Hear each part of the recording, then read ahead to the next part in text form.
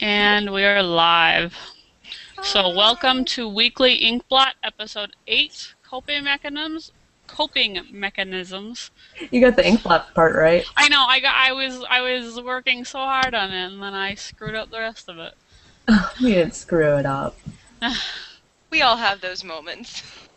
Yeah. So, I'm sorry to have missed everyone last week, but I was busy in New Jersey with my brother, which was a roller coaster ride, but that's a whole other issue.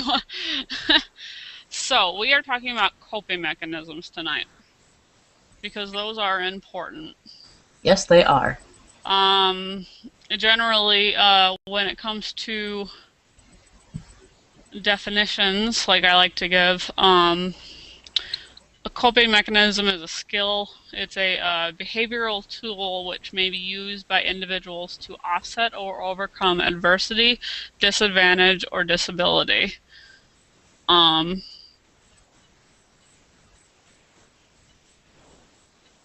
Generally, it has to do with how you react to stress. Another definition of it is any effort directed to stress management, including task-oriented and ego defense mechanisms, the factors that enable an individual to regain emotional equilibrium after a stressful experience. This one says it may be an unconscious thing. We are specifically talking about the conscious effort, though. Um, because like in things like DBT, and I think in ACT as well, um, coping mechanisms are your avenues to be able to live life and take all of the road bumps and still be able to readjust yourself and live through those bumps without it shaking everything into disorder like we so often love to do. Yes. This is true. So, this can be done in a lot of different ways. Like there are so many avenues to use your regular daily life and your interests and your hobbies in ways to create coping mechanisms. Um, One of the first coping mechanisms I guess I'll bring up is mindfulness, which is you're specifically trying to keep yourself in the present moment.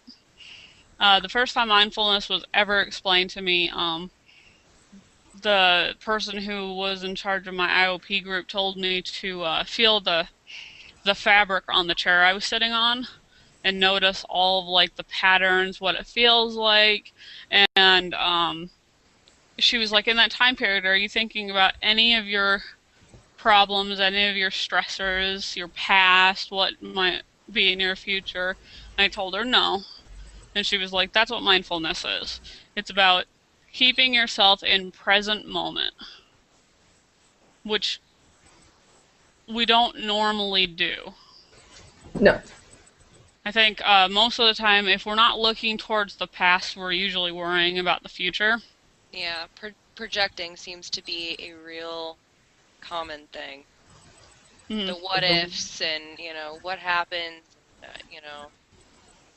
And I spend a lot of time like looking back at things that have happened and going like, I should have done this, I should have said this, this is what I would have wanted to say, this is what I would have wanted to do, and Fear of the staircase.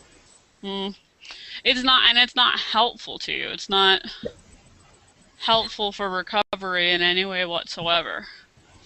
No, because the sheer fact of the matter is you can't go back and change it. Mm-mm. It's gone, it's past. We can't change that. What happened is what happened. We can't change that, but we can change the way we react to it Mm-hmm. and work towards changing what we would do in the future. But we shouldn't get stuck on that.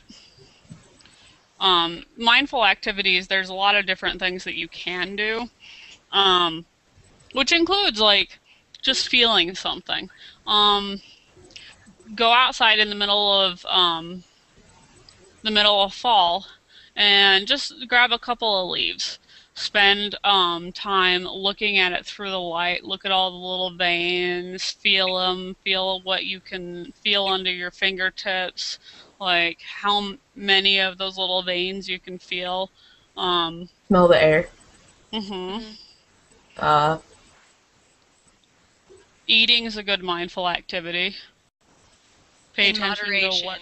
Yes, of course. Pay attention to what you're actually tasting. good way to Um, make that money worthwhile too if you want an 8 out. Yes, I can't. My husband has this horrible habit of just devouring everything that he gets, and I don't understand how he can like eat things without like savoring like how delicious it is. Yeah, a burger That's in like 3 bites, and that's because he's Emmy's done. a foodie. Yeah, well, not entirely. We used to go to restaurants and you get 2 things. Yeah. They're so good. Why not enjoy both things I want? I know, right? What I a was like baller. that. It'd be like, screw that. I'll just put the rest in a box. Like, Yeah. Oh, good. I love this shit. But she was eating mindfully, and she was choosing mindfully. She was like, well, no, she wasn't living in the present moment, unless you're talking about what she wanted at the moment. But I think she was living a bit in the future. But when she got that food, damn, was Yeah. she ever mindful. Oh, So was good. I? The mindfulness, yes, it's Like cinnamon pancakes with cream in between and Woman, Are you're you making talking me about? hungry. Are you sorry. talking about when we went to Bob Evans? Make Yes, that's Ash what go I was make thinking dinner. That's what I'm talking about too. I'm so hungry. That's not even fair. of. Sorry about that. Another like I just had it in my head and now it's gone. I had another good mindful activity. Coloring is a good mindful activity. They do that in psychiatric wards a lot too. hmm Funny enough. Art Not therapy, fun. which the whole point is to think abstractly about like what's going on, but it's also about just focusing on what you're working on. Yeah, like those little macaroni projects. That's basically what it is. It's keeping you focused on hmm gluing each of those little pieces down in an Breathing, interesting and that's creative way. that's the one I was thinking of. Mindful breathing. Just spend time taking in a deep breath in through your nose. Hold it for about 2 to 3 seconds, and then out through the mouth. We as human beings are very shallow breathers. We do not use anywhere near the amount of lung capacity we actually have, which can be a problem because, like in stressful situations, we tend to hyperventilate, which is a good reason to learn how to use the mindful breathing so that when you start having those, if you start to hyperventilate and you notice that, you can work towards changing that and you won't pass out from hyperventilation. So That's usually good. yeah. I think with trauma especially, like one good thing to do with the mindfulness is to like, because you have to. I'm reading this book right now about trauma. It's called The Revolutionary Trauma Release Process by David Berceli, PhD. Looks like this. For all you, oh God, I don't understand Mary. That's what it looks like. I don't understand webcams at all. Okay. Um, and he's talking about how we tend to push away the feelings that we have during a trauma and that it's not good for us because regardless of whether we want them to or not, they're going to surface hmm because it's our body's way of flushing it out. You have to deal with it before it goes away. Um, but as per mindfulness, like thinking of the traumatic event and really like being mindful about how you feel about it now instead of how it felt at the time. hmm Like that's kind of a good way to like snatch it out of the air and face it now as it is. Because then you're not living in the past with it. You're dealing with the same instance, but you're being in the moment with it. And the book doesn't really talk about that, that I've read sort of does, but this is what I got out of it and this conversation. I just, because you have to deal with it as it is now. Mm-hmm. And I don't think there's anything more mindful in trauma therapy than doing that. Like, just how do I feel about it now? And if you catch yourself thinking about how you felt about it then, stop. No. Off track now. We're thinking about now. Mm-hmm. And that's really important with trauma therapy is to take the time to recognize the kind of emotions that you're feeling in the present moment rather than in the past because your emotions and your feelings and how you view it change over time. Because memories are not solid things. We remember them as we remember them with a lot of faults. But it's important to focus your attention on now and not then. Where the hell is it? It it talks in the book. Lost my train of thought. Shit. Um, about how memory works, and how the brain processes traumatic experiences differently from pleasant experiences. Okay. Traumatic experiences are processed differently from pleasant sensations. Because these experiences are intrusive and result in an overwhelming arousal of our system, they are taken in as fragments rather than a whole experience. So we remember traumatic events as fragments. Mm-hmm. Like you just have like a flash of, I don't want to say any triggers here, but Yeah. like the example it gives is if you're in a terrible car crash. Actually, it might be like in that page. Damn it. If you're in a terrible car crash and during the car crash your gas tank goes out and you don't realize at the time that the smell of gasoline is present, but then you might go to a gas station after, and while you're pumping the gas, you're smelling the gas, and then all of a sudden, yeah, for example, if we were in a car accident and there's a strong odor of leaking gas, we may not be aware of the odor during the accident because our ability to discern everything that's happening at such a moment is running on overload.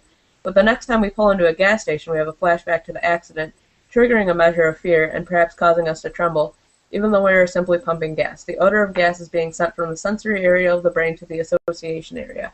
And that's because we fragment things. Mm-hmm.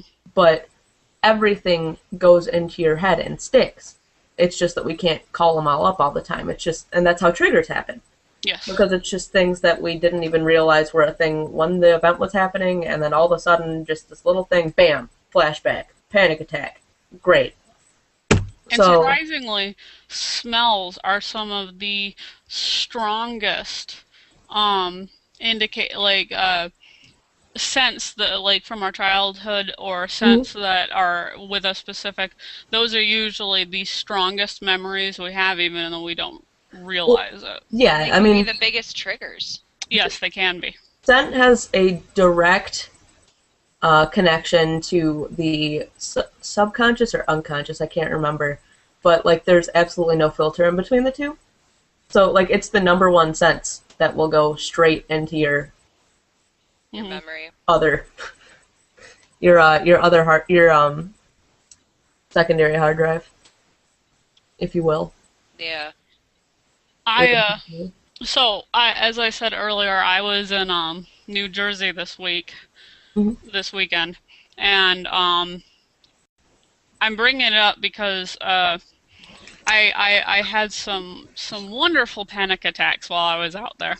Great. It was wonderful. I don't handle well with being lost in an area I don't know, and it triggers an anxiety attack where I just start sobbing and I can't stop.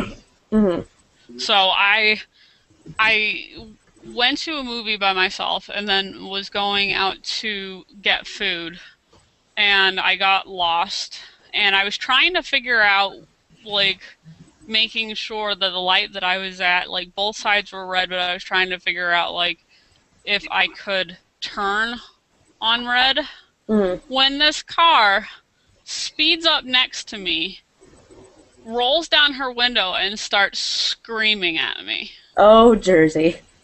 Yeah, right, I Oh, know. Jersey, man. You know, Oh, honestly, I thought Jersey. about that. Like when I didn't even know you were going until I was at my boyfriend's house, and all of a sudden I realized it was Friday and it was 7. And I was like, oh my god, give me your laptop. And then I'm just like, where the hell is Emmy? And Ellie told me, and I'm just like, she's where? Like, not out loud, but like in my head, I'm like, what is, like, why would she be there? Like, that's the worst place in the world for her. Right? And I've never experienced this before. Like I've seen road rage before, but this was just Yeah, absolutely that's ridiculous. what And I'm saying. You'll Because find that in Chicago, New York, New any Jersey, big, and they're always just well, no. Cleveland drivers are just I specifically would not drive in New York. I took the train in mhm, because screw that. I'm not doing it. But this woman, like, it was, and I was in a panic mode at that point, so I was completely unhinged and screamed back, and it was not how I should have handled the situation. And I finally drove away and got into a parking lot, and I sat and I waited until it was all over, mhm, and then it was like, okay, what do I do now? yeah. There's I didn't want to go to the restaurant because I didn't want to leave the certainty of the little parking lot I was in, because I knew how to get back to where I was coming from if I stayed there. And one of the things I did was call up my husband's phone, and I was like, okay, give the phone to Allie. And he was like, is everything okay? And I was like, nope, give the phone to Ellie. He was like, okay. And so, and I just sat there and I talked to her about like completely inconsequential things like gaming stuff, and was like, okay, tell me what happened at the games that I missed, yeah. just to get my mind off of it. Yeah, after I right. handed it back to her, she's like, is she okay? I was like, well, she's okay now. And that's the DBT skill of distraction. Yeah. Mhm. I'm good at distractions. Yes, and that's and social avenues can be a very good way to cope with certain things. Calling a friend, texting a friend, sending a message on a social network.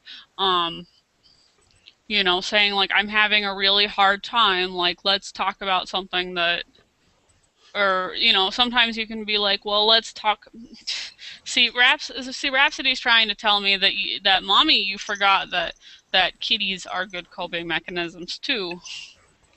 Yes, pets are a wonderful coping mechanism, and they're great at making you think of the in the now. Hmm. They're Mhm. very good at mindfulness and distraction. Last night, I had a little meltdown because I wanted to go to a small gathering of friends that I hadn't seen in a while, and it was at where my sister lives now, and I wanted to see my sister. So I asked the girl that who owns the place if I could come over, and she said it was fine. But then she warned me that 2 people that I don't get along with were going to be there, and I said, well, one of them I don't actually not get along with, and the other, whatever, I'm an adult, like I can not have it be a thing. I'm 25 years old. Mhm. Anyway, so then she still said, oh, well, I don't think it's a good idea if you come over. And, like, it hurt my feelings because the person I don't get along with is, it's neither here nor there. But I was upset. And my boyfriend is in Germany for training for work. And my roommate wasn't home, and my best friend was working, and I don't have a car. And it sucked. So I ended up IMing my boyfriend's roommate, and who's my best friend's boyfriend too. It's anyway, and I talked to him for a little bit, told him what happened, and he was very reassuring. But I was still upset because I didn't want to be alone, and I told him I didn't want to be alone, and he was just kind of like, "Oh well, here's some other things you could do." He was trying to give me ways to distract myself Mhm. without knowing DBT. He's just a solid guy. And then after maybe half an hour, he asked me if I was still upset, and I said yes, and he was just like, okay, I'm going to come pick you up.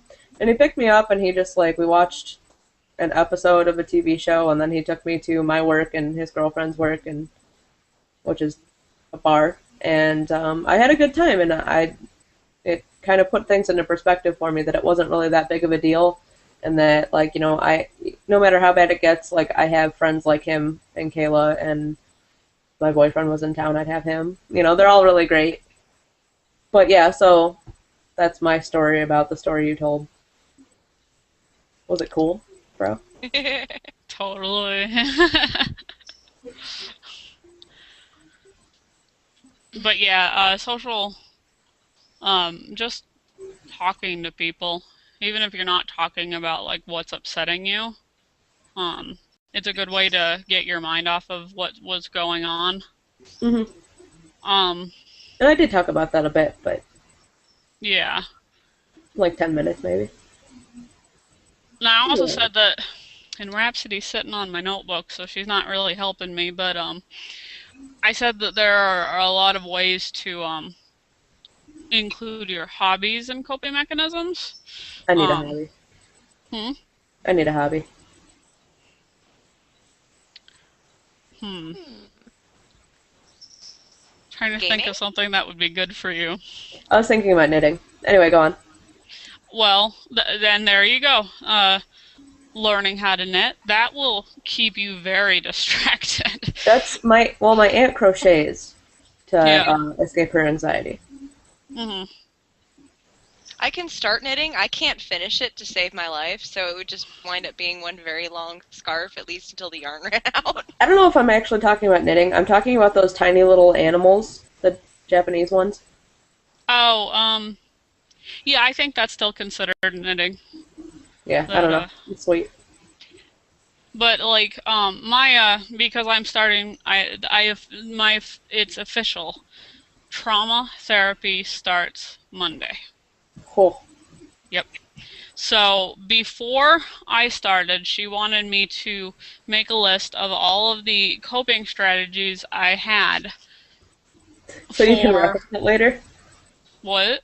So you can reference it later? Yep. So that I can have it in front of me and I can be like, oh, well, here you go. I could do this.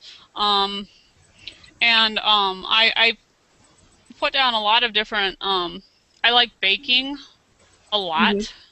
I love. I like your baking too. Yes, I have never had anyone complain about my baking before. I like baking. It's comforting, like, you know, having the measurements and being able to see it go from like flour and sugar and Yes. salt. I love cooking when I'm pissed. Feel I'm like just like, cooking. I'm I measuring don't the like shit out of baking. this. Baking is not Anger. my forte. I like being able to just throw things in. Anger cooking. Yeah. That's a new one. Yeah, I But the like that. best form of anger cooking is when you're tenderizing meat. Yeah. That little meat mallet and just go to town on the steak or whatever it is you're Mhm. doing. I Ellie the love meat tenderizer schnee. Yep. I And there mean, are. Terrifying. you can over tenderize a piece of meat, by the way. Found So out. if you're too angry, it's maybe not the best thing to do if you're making for a bunch of people. Yeah, don't ruin dinner. Just grind it up. Yeah. Nobody will know. Grinding's another good one, yeah. You just put it through the meat grinder. I think we talked about that before we started.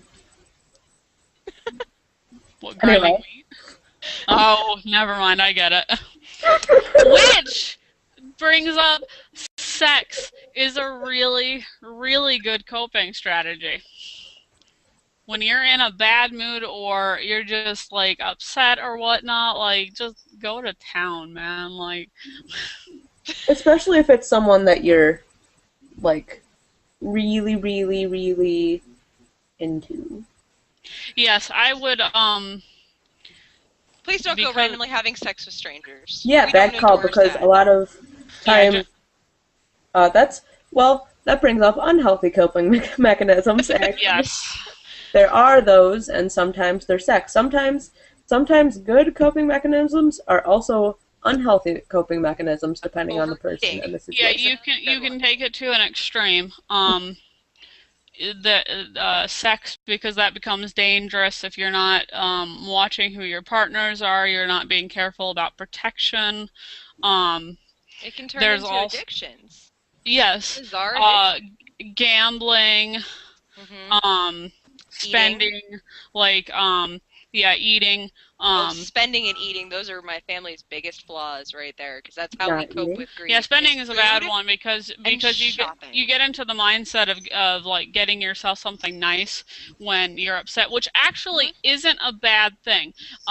That is a coping mechanism. Going out and doing something nice for yourself, like taking a day to like go and get a pedicure or something, like something you normally never do, Or you or treating yourself to a book, or a or book, or getting your hair and makeup done for a night out with the girls, like that kind of stuff. That's fine in moderation, but people sometimes like they start doing it and then it's complete excess. They're buying things that they don't need, that they don't have room for, that they don't have money for.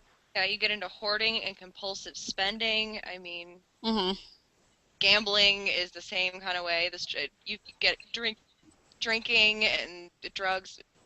Those are all really unhealthy coping mechanisms. I can think If of a you person feel that that doesn't do you those. need a drink or drugs, you don't Yeah, generally when you that's the want time to stay it. away from it. Yeah. Don't do something because you, especially with drinking or or drugs. Don't do it because you need to. Do it because you want to. And And those are two very make sure different it's legal. feelings. Well, that too. Oh, just drinking?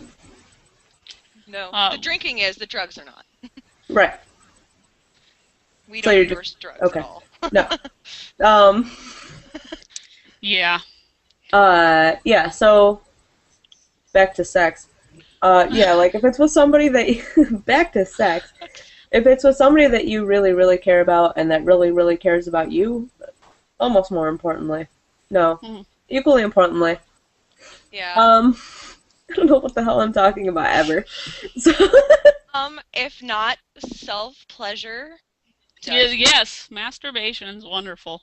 Like You know, that little Again, a petite person that mark. cares about you, that. that you care about. That relief Perfect. it not only releases stress, but sex also sex, masturbation, anything like that also releases is it endorphins? Oxytocin, Yeah. And It activates the pleasure probably. centers in your brain, yes. in And layman's how. terms. Um, yeah, like, and also, like, the reason I bring up the somebody that, where there's caring involved, um, there's the wonderful feeling of closeness and, Mhm. like the pillow talk after is always pretty legit. And, I don't know, just, it's an expression of closeness. And, when you need a coping mechanism, you probably could go for some closeness. I mean, some Yeah. people shy away from it, but that's It's another one. having that shared connection with somebody, you know? It's sharing something. And Yeah. you're not Sure. isolating yourself, which people in crisis modes um usually do. Mm. They go towards the direction of isolating themselves as to try to hide from certain feelings, and that actually just can kick it into high gear Yeah, even sure as hell don't more. do that. Yeah. I go into crisis mode. I'm like, somebody please help me. Uh, I do Anyone, I don't too. care. Come get my ass and make me feel better by just being there. You don't Mhm. have to do anything except come get my ass until I get a car. But just, yeah. keep me company. Like, talk to me about dumb shit. Talk to me about how much you hate 2 Chains. Yeah, I mean, I was having a bad night last Friday actually, and I had a couple of friends I was talking to just to get my mind off it, really.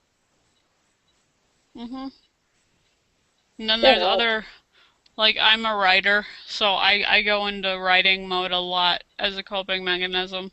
It's a lot easier for me to delve into another world, like with characters that I have a very close connection to. and I can deal with it that way. Like I've actually, and I know this is going to sound really weird, but I've actually sat down with myself while taking a hot bath to try to calm down and just thought about what would my characters, specifically one that I feel is so flawed and yet so lovable at the same time because he's flawed. And it's like, what would he say to me in this Mhm. instance if we were in a room together and it was just us and I had to face him? Like, what would he tell me? Yeah. Because it sure as hell is not the same thing I would tell myself. Hmm. Right. Yeah, sometimes I do that with actual people. Um, Yeah.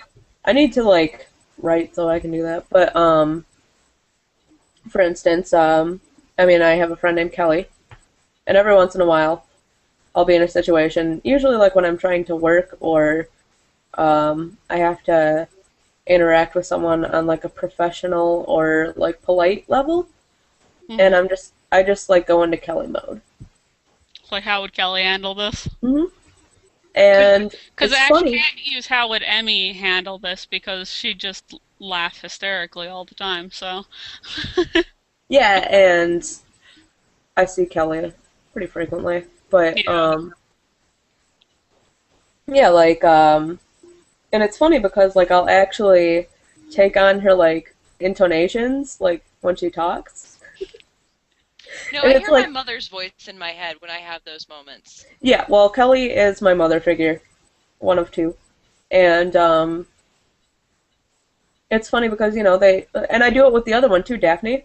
She Hmm. comes out of my mouth all the time and it always reminds me I you know, I open my sometimes I open my mouth and my mother comes out. Like there's that thing.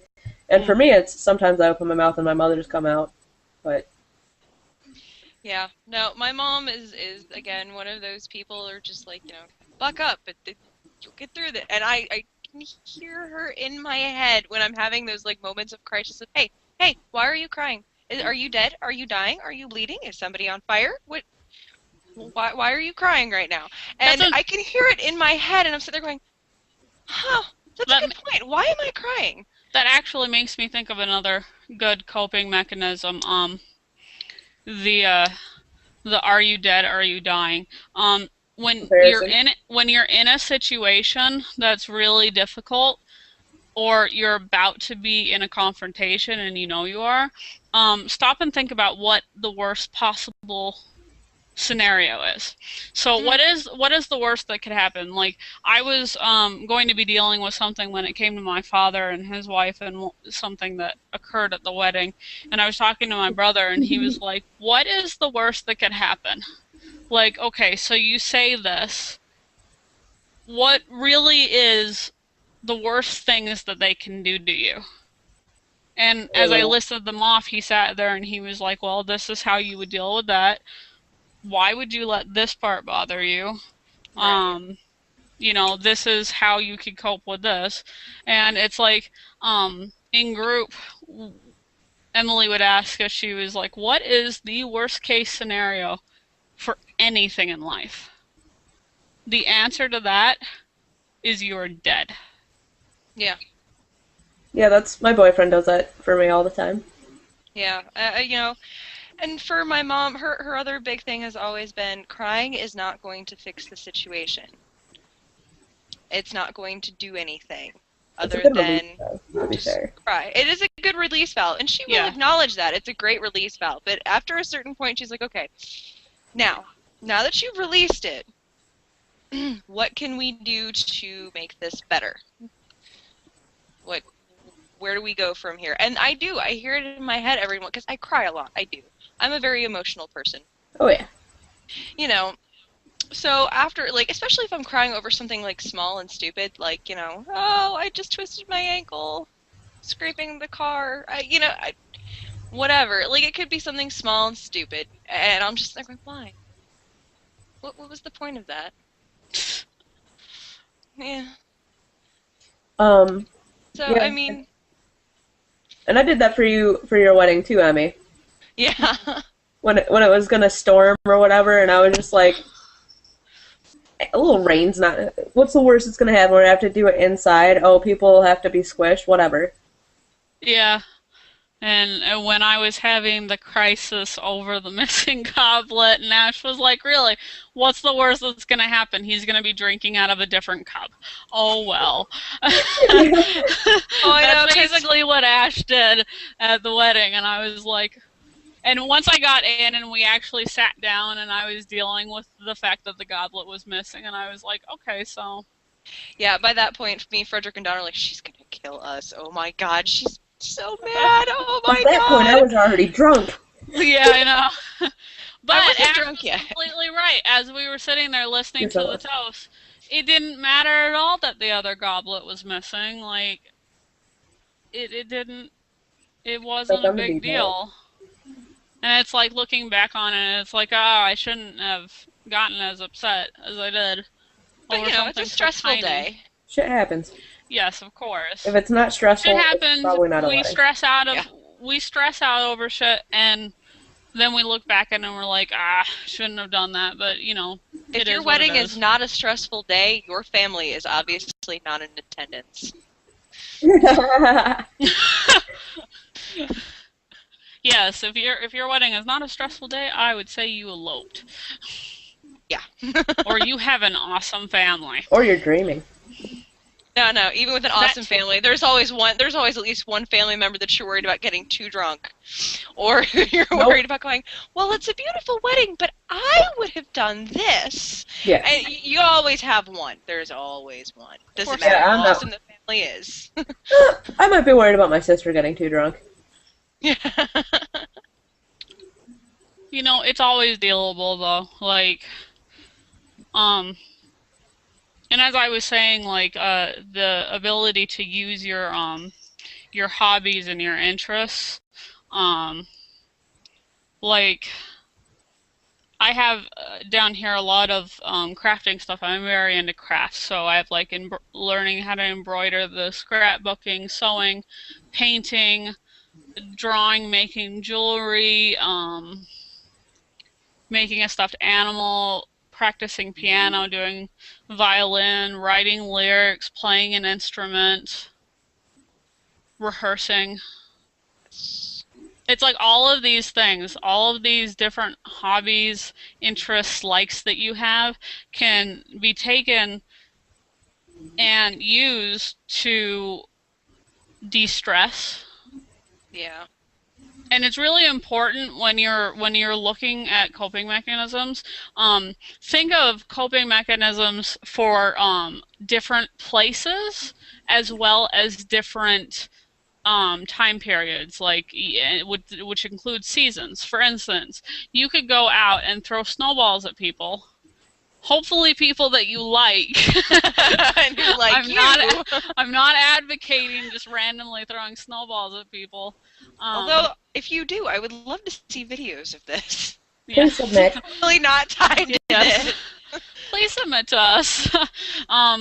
But like, you know, that's something that you can do in the winter time that obviously you can't do in the summertime. So something in the summertime, like I would go swimming or go to the beach and just feel the sand in your toes and be Oh like, yeah, swimming is a wonderful stress reliever. Awesome. Hikes are another good one.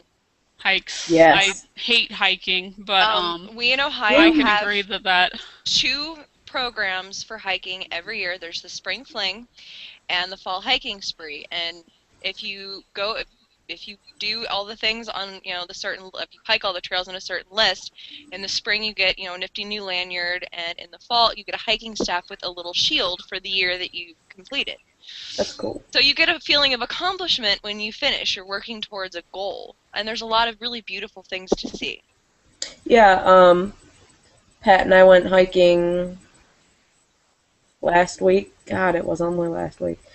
And we went to the Smoky Mountains in Tennessee, and it was so beautiful that it actually just brought some things up for me. And it was good because I ended up like talking to him about some stuff. But it's cool because like for me, like it doesn't distract, it extracts. Wait, you totally went to Tennessee and didn't visit us? Yeah, because we had to drive through like Dayton. It was out of the way by like 2 hours, 3 hours or something. Three. It would be about 3 or 4, Yeah. give or take. So Please, girl, I drove 7.5 hours it wasn't my to car. New Jersey. It's all good. Anyway, so yeah, like it actually ended up bringing some things up for me, but I mean that's good because I tend to like dissociate and depersonalize and just kind of take on the whole nope, didn't happen and just push it out and then it comes out even despite that. So like being in the nature was kind of like, oh, everything here is as it should be. Yeah. And then that made me think of things that in my life that aren't as they should be. And yeah, it was good. Like it was difficult to talk about the stuff, but and really awkward kind of because it's like exposing my brokenness to this great newness. I don't know. My friend Jen said it best, though. Broken plus broken equals God's plan. And I think that that can be seen in any. I'm pagan. I'm not Christian, so I don't believe in the Christian God, and actually tend to stay away from scripture stuff. But every once in a while, certain things that even though it was meant for um, someone who obviously believes in the Christian God, it can still be Yeah, I have the truthful. Serenity Prayer on my wall. hmm Yeah. we use that in IOP. Mm-hmm. Because it is important. The Serenity Prayer, for those who don't know, is God Or grant me whatever. the what is it the Grant me the serenity to accept the things I cannot change, courage to courage to change the things I can, and the wisdom to know the difference. Let me just read it off my wall. yes, that's what it Yeah. is. I was Yes. gonna I have a coin that which I obviously don't know where it is right now that has it on it, but it's an important thing to know because you can only work on the things that you can actually change. Right. Yeah. And you expend a lot of energy on things that you can't change, and it's not helpful. Mm. Yeah. Control There's Z, man. Control Z. Mm, Yeah, there's a plethora of ways to distract yourself, to stay in the now, to, get up and get out. And really that's really my biggest thing because I hate being alone. I really do, even on a good day. So if I'm feeling particularly depressed, the best thing for me really is just getting up and out of bed and talking to people and getting out of the house, you know? It just gets me moving and I can, interact and see other things other than just, my depressing surroundings from when I wake up first thing in the morning. one of my favorite things to do when things are getting bad is I have different CDs of like songs that I listen to for different moods. Um, if I it, you know if I want to be a little more melancholy, which I'm completely allowed to do, and really think over some of the things that are swimming around in my mind, I turn on music that matches the mood. But if I want to change the mood, like turn on Queen, man. Yeah, Like you can't you be cannot sad or mad listen at that. you can't listen to Queen and be sad. Don't stop me Like now. Yeah. I know, right? Yeah, I find that with Queen and with Crocodile Rock from Elton John, because all I picture are the Muppets I going love la it. la la la la la, because it's awesome, and you can't not smile at it. I It's like a lot of the Beatles awesome. songs for that too. It's hard not to listen to certain Beatles songs and just be like, see, this is just too much fun. Yeah. Like Hey Bulldog is my favorite one when I'm just feeling angry. And it's one of their more obscure ones. Like a lot of people don't know Hey Bulldog as much, but it's in Yellow Submarine, which is a great movie by the way. It's hilarious. Like, but it's such British humor So Yeah. you'd have to appreciate that, but like I love that song. See, I'm a big fan of Metallica's Seek and Destroy when I'm ticked. When I'm really in a mood, yeah, I will crank Metallica's Seek and Destroy and just start screaming with it. And I like listening to some of the music and then writing. Like if I'm in a really bad mood, like if I'm pissed at something, like it's kind of fun to listen to certain songs, and I tend to go for heavier songs in order to write fight scenes Yeah. because that's just you're not focusing on a specific real person, so it's not so don't have to sit there and give the disclaimer of you really shouldn't be thinking of a person when you're beating the crap out of something, but since it's an imaginary person, it's not that big of a deal. Yeah, yeah. I'm for calming down. I'm a big fan of Enya, and I've gotten a lot of really odd looks for that one. They're like, you listen to Enya? Yes, I listen to Enya. I think it's really calming music. It's great I love meditation Enya. music. Yeah, it It's is great. beautiful music. I love it. Beautiful. Great meditation music. Great writing music. It Hmm. really does just kind of calm me down. Some of her more darker tones are kind of interesting when I'm like, feeling kind of like angry and moody. But they're great. She doesn't have many of those. She doesn't have many of them, but there's like a couple, like Carson Parficio. I think is kind of cool, and I like that one for writing fight scenes personally, because I just see like lightning bolts and fight scenes with swords in my head, but that's just me. Um, but I mean, there's some really fun music that you can do to alleviate or change your mood. Mm. Um, Irish music, and I don't mean like just bagpipe music. I mean like, things like the Dropkick Murphys or the ones that you hear at Irish festivals with people singing. Those I always have. It's always a good mood song for me, always. And because growing up, my mother was in an Irish band. I have a lot of really happy memories going to the Irish festivals and listening to all the songs and hopped up on, sugar and lots and lots of funnel cakes. But, I love that you can't be in a bad mood and listen to that stuff. Even the heavy drink, like the drinky songs where, people are talking about bar brawls. You're sitting there going, yay! It's awesome! Love it. Like, this is amazing. I know. Everybody should do this. Yeah, bar brawls! Woohoo! You don't even care what the song's about. It's just like, ooh, it's catchy. Mhm. Love Yeah, I got my first tattoos to the Pogues. it. Love the Pogues. Yeah, I felt like a real badass. I like Fairy Tale of New York. My favorite Pogue song. I don't know what they're called, but I know them when I hear them. Yeah. Yeah, you ever look up Fairy Tale of New York by the Pogues, you'll love it. Good. It's hysterical. And then other coping strategies, I like Pinterest a lot. Mhm. You can go. Pinterest. What's nice about Pinterest is that you have a lot of different avenues, and the internet's a wonderful thing when you're trying to distract yourself.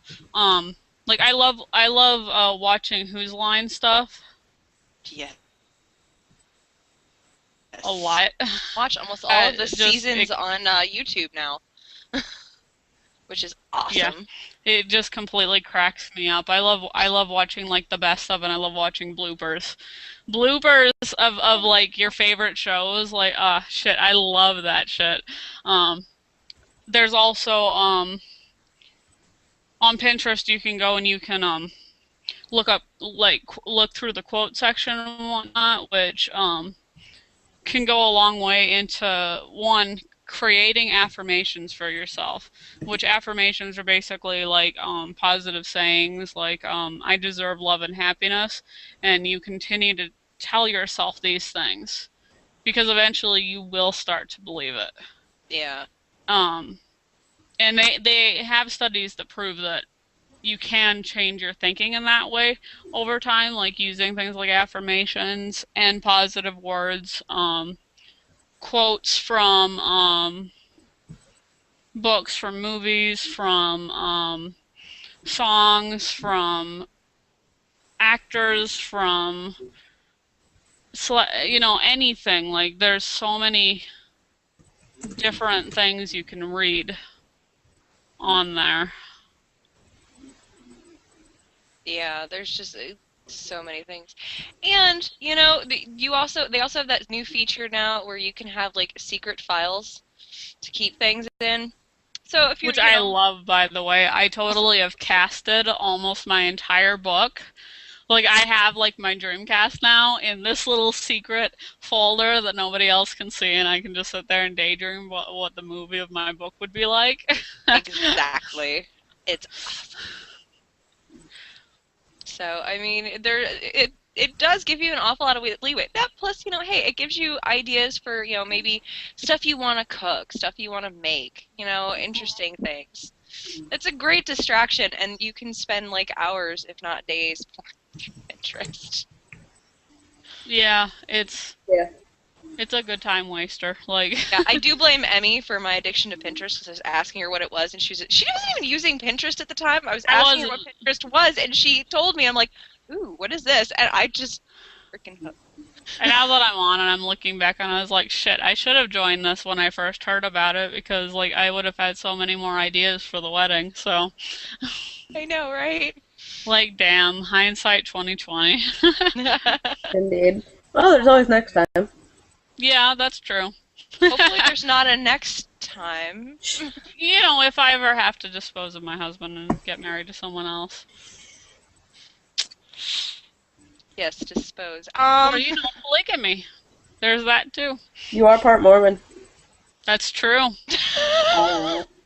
Please don't send us angry emails. So are you, Ash. So you and I should be sister wives, man. Do should. Let's do this. I'm not marrying Ash. No. That would be way too confusing. Okay, just marry me then. Okay. Okay. See, we already have the next wedding to plan.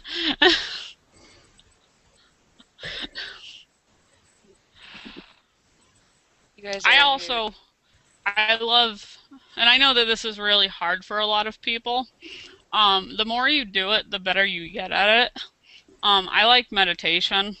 And let me tell you, when I started meditation, I sucked at it. Like, I was constantly getting distracted, and it was annoying, and it was like, oh, I'm never going to be able to do this. And now, like, I'm to a point where, like, certain thoughts or certain images in my head just takes me immediately into trance mode. Right.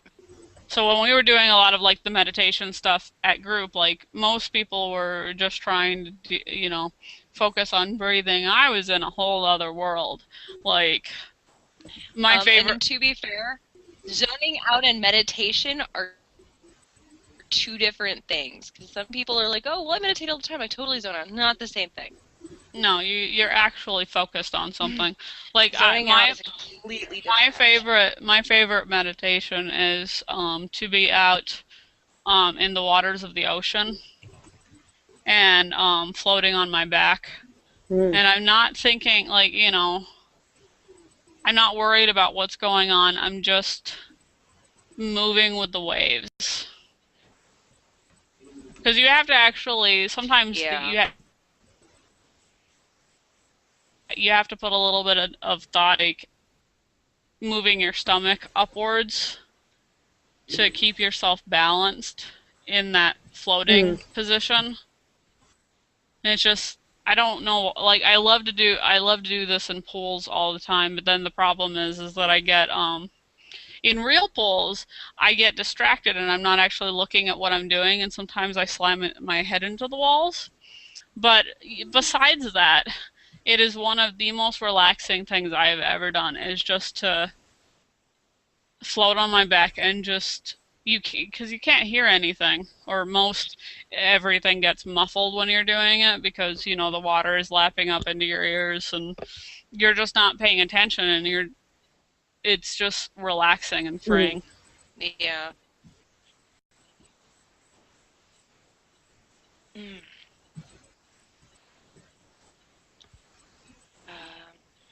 Let's see. What else do we have on the coping But mechanisms? I mean, there's so many different. Exercise is a good one. Yeah. Obviously, don't overdo it.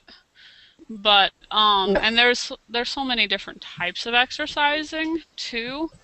Like I'm gonna get back into rollerblading because I haven't done it in so long, and we actually have apparently a really awesome skate park in the Akron area that I've never been to. That has like different areas. Like they have a beginners area, they have an intermediate area, and then they have an area that is specific for the people that are really good at it. And it looks huge and awesome. And until then, I have the roller rinks. Yeah. But there's so many different things you can do. There's machines, there's core exercises, which are really good, by the way. A lot of people focus their stress into their pelvic region. You don't realize that most people have no idea that they're doing it.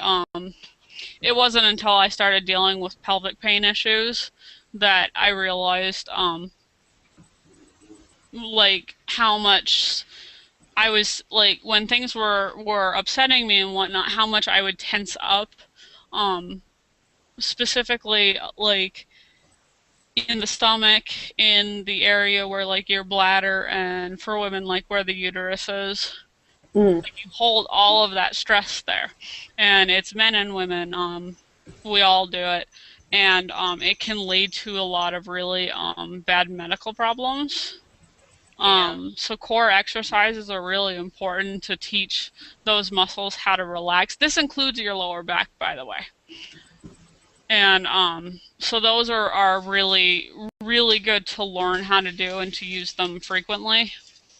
Um, there's running. I know some people like, I don't like running, but I know a lot of people that really do. And if it's helpful, then it's helpful. Yeah. Some people like to lift weights. Um, some people like biking. Like most of my group of friends down in Columbus, they're really into like the Pelotonia stuff. I think that's what it's called. Those are actually Pelotonia is a they're like these different marathons that you can do, and they really like them. And if I had a bike and we had sidewalk in our area, I'd probably do it, but unfortunately Ohio sucks and sidewalk does not exist everywhere. Because, It's not on this side of town anyway. mm-mm. I've found that most areas in Ohio just don't have sidewalk, and that's really annoying when you're trying to do stuff. Although I guess technically you're not supposed to bike on the sidewalk anyway, but you know. I'm sorry. I hate bikers that are constantly in the middle of the road. Mm. I think that that's an incredibly dangerous thing to do, but that's just me. I think they'd be better off on the sidewalk, but that's a completely different thing. But if you're going to do that, please make sure you're safe. Do Yes. things the smart, safe way. Wear helmets, which I hate. Yes, wear helmets, wear reflectors, stay on the correct side of the road. Make sure you're going with traffic instead of against it. But if you're running, go against traffic, not with. And make sure that you're obeying the traffic lights. Because believe it or not, bikes are subject to the same traffic laws that cars are. And don't text and bike. Yeah, that's just as dangerous as texting and driving. Not generally a good thing to do. Generally, walking and texting at the same time is generally not a good idea if you're out walking around your neighborhood. Yeah, I've run You're not into paying. things doing that before. Yeah. Just put your damn phone away. And it's Pretty okay to much. have a headset on as long as you are like your eyes are actively paying attention to your surroundings. Because again, if you can't hear anything, you're not hearing the cars. Hmm. So again, use the proper caution. Please obey your local laws. Well, Hmm. guys, I think I'm gonna sign out because I am starving to death. Well, don't do that. I'm going to distract from that by eating. That's one way to deal with it. We're probably going to wrap up anyway because I really can't think of much more in the way of coping. I mean, there's so many. I would just suggest like start a list, like because it is a lot. It is really helpful to keep building your list, and then when you get stuck, look at it. Yeah, things you enjoy doing, things that you're good at doing. You know, it's always a good idea. So I don't know what we're doing next time. I'll think about it. I did not come prepared, but I will think of something. I don't know. We might start getting into some of the other disorders, such as bipolar, borderline, um, schizophrenia, things like that. Um, I'll think about it and let you know on the because I always change the YouTube information on the video. If you go to like this episode, I will, as soon as I figure out what I'm doing, I always update the video information to say what we're doing next week. So, see you next week.